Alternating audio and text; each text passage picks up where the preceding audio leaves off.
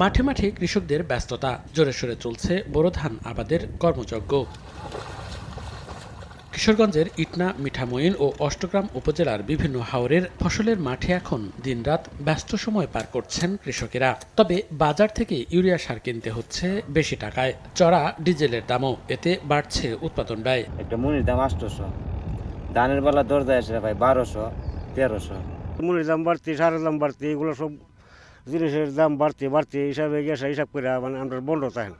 সার পাইতেছি, সার পয়সা বেশি লাগে। গেছে বার আছেন 1200 থেকে 1300 কি 1400, উপরের 1400, এবার এই 1700 থেকে 1800 টাকা দর। সারের দামে, তেলের দামে ফলটা হইতেছে না আমরা।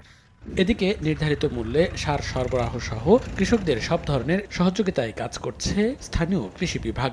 বোরো আবাদের উৎপাদন যাতে বাড়ে সেজন্য কীটনাশকের নিয়মিত ব্যবহার এবং যথাযথ ব্যবহার হয় এ ব্যাপারে মাঠ পর্যায়ে কার্যক্রম চলমান আছে। সরকার নির্ধারিত দামে যাতে কৃষক সার পায় সেই জন্য আমাদের মনিটরিং কার্যক্রম অত্যন্ত জোরদার করা আছে।